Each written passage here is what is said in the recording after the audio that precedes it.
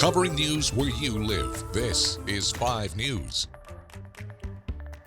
Well, thank you for joining us here. It's Thursday, August 1st. I'm Joe Ellison. Let's get you caught up on what's going on around our area. 646 Downtown is rebranding itself to Main Street Fort Smith. For the past 9 years, they've helped bolster the vibrance of the Fort Smith downtown area. And with this new rebranding, they'll be able to apply for grants to help that mission. They'll also be nationally accredited. Mercy Hospital in Rogers expanding its interventional radiology services thanks to a Walmart Foundation gift. Walmart's donating $5 million to help with the hospital's campaign and mission. Half of the money will be used for a new interventional radiology suite that will feature augmented reality. One doctor at Mercy explains that the suite will help create a 3D model of the blood vessel system. The liver tumor burden is what ultimately can cause death in a lot of the oncology patients. If we can take care of that, then we can prolong their life with a minimally invasive approach. Being able to provide life-saving services for this community really matters to us. Well, they're also looking to add 20 ICU beds and 12 step-down beds, plus a neurosurgeon will join the team before the summer ends. Well, there are still some networks down on the Northwest Arkansas Community College. This after the campus was hit by an external cyber threat, and now the FBI is investigating.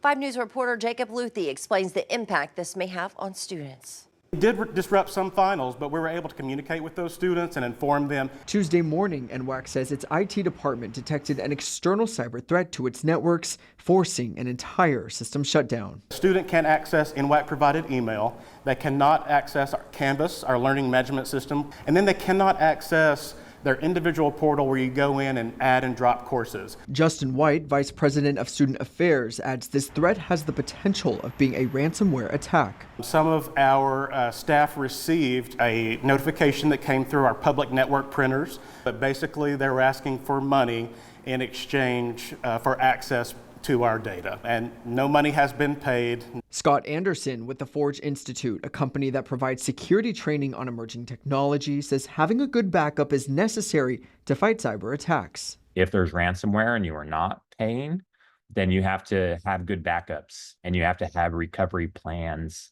in place.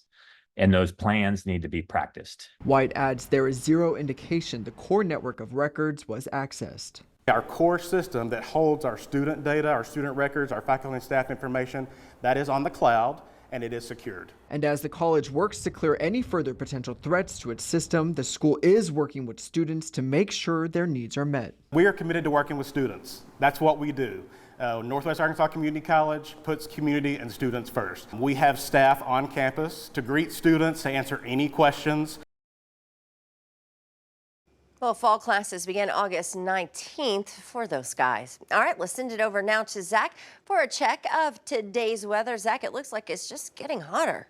Yeah, it has been getting hotter as we went through the week, Joe. Today's another hot day. We are starting out with some scattered clouds from a storm complex that died to the north of us. It gave us a few sprinkles overnight, mainly far northwestern areas, but we at least get the leftover cloud cover to start the day. Now, as we go through the day, we're tracking a 10% chance of a stray shower. I think we have a higher chance of a scattered shower for the first time in a while, it feels like, as we go late this evening into early Friday morning. Why?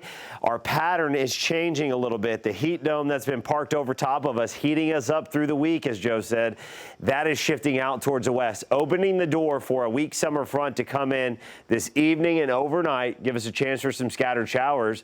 And then as we go into the weekend, try to take temperatures down 3 to 4 degrees at most from where we've been this week. We'll take it, right? Before we just start to heat back up next week. All right, again, this evening, overnight, we're going to start tracking that front coming in. Can't roll out some scattered showers and thunderstorms. We're working on the timing and the exact placement. Right now, we're not anticipating that everyone's going to get rain. That's why we've got lower coverage. But we do anticipate there will be some showers and some thunderstorms. If they can get going, there will be some instability there. We have to watch for some gusty winds, maybe a pocket of hail or two.